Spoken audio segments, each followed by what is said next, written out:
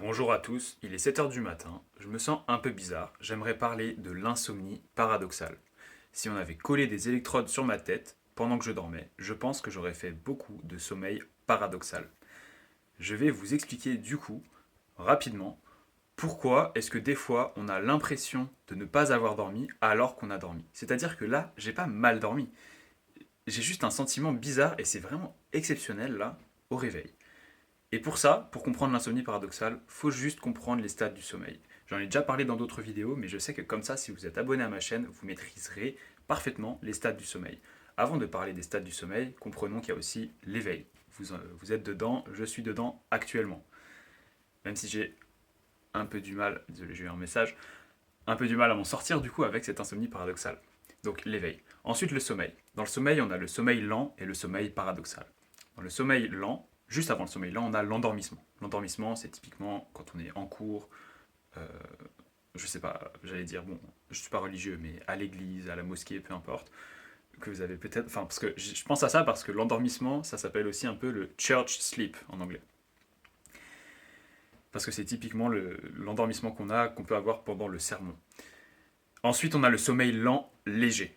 Le sommeil lent léger, c'est le sommeil qui peut être vu un peu comme accessoire. C'est-à-dire que si vous arrêtez de dormir pendant 10 jours, ou voire même 11 jours comme Randy Gardner qui a fait son record en 1962, enfin en 64, et bien par la suite, le sommeil que vous allez rattraper, par exemple dans une nuit de 14 heures, ça va être principalement les autres stades dont je vais parler et beaucoup moins de sommeil lent léger. Maintenant, le sommeil lent profond. Le sommeil lent profond, c'est le sommeil le plus récupérateur. Voilà, c'est le sommeil qui nous permet vraiment de récupérer de toutes les toxines qu'on a accumulées par exemple dans notre cerveau, notamment la fameuse substance entre guillemets toxique qui est la protéine bêta-amyloïde. Les personnes qui dorment peu ont plus de protéines bêta-amyloïde dans leur cerveau. Elle est moins nettoyée, j'ai envie de dire, dans le cerveau, dans le liquide cérébrospinal pendant le sommeil, que les personnes qui dorment bien et qui dorment beaucoup. Et du coup, c'est un facteur de risque enfin, mal dormir, peu dormir, est un facteur de risque d'Alzheimer. Ça ne veut pas dire que c'est l'unique facteur, c'est des maladies complexes, n'ayez pas trop peur si vous dormez peu. Donc, j'ai fait le sommeil lent profond. Et maintenant, le sommeil paradoxal. Ce sommeil paradoxal, il est passionnant. Ce sommeil paradoxal, déjà, on a les rêves les plus riches pendant ce sommeil paradoxal. C'est le sommeil où on a les mouvements oculaires rapides. Donc, vous savez, dans les paupières comme ça.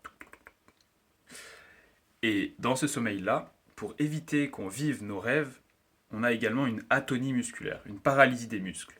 Cette paralysie des muscles, elle nous permet de ne pas trop bouger, de pas vivre nos rêves. Voilà, je viens de le dire. Et également, un fait un peu intéressant, pendant le sommeil paradoxal, les hommes ont plus d'érections, en moyenne 5 par nuit, 5-6 par nuit, et les femmes une tumescence des lèvres et du clitoris. Et voilà, tout simplement, si vous faites beaucoup de sommeil paradoxal dans une nuit, comme ça m'est arrivé, j'en suis sûr, cette nuit-là, eh bien vous avez l'impression d'avoir été éveillé. Parce que dans ce sommeil paradoxal, et c'est là où c'est paradoxal aussi, c'est que votre cerveau, vous savez que le sommeil n'est pas un phénomène passif, de façon générale. Vous avez une activité électrique clairement dans votre cerveau. Mais l'activité électrique pendant le sommeil paradoxal spécifiquement est plus importante que pendant votre réveil. C'est-à-dire que votre cerveau consomme plus de glucose et plus d'oxygène pendant votre sommeil paradoxal que pendant que vous êtes en train de faire probablement un exercice de maths ou de répondre à un problème. Donc, voilà, insomnie paradoxale. Des fois, on a l'impression, du coup, peut-être, il y a des gens qui disent qu'ils ne dorment plus depuis 3 ans, mais en fait, c'est parce qu'ils font de l'insomnie paradoxale. Et là, clairement, voilà, j'ai un truc dans la tête bizarre, et c'était très curieux, enfin, c'est vraiment curieux, c'est très rare. Excellente journée à vous.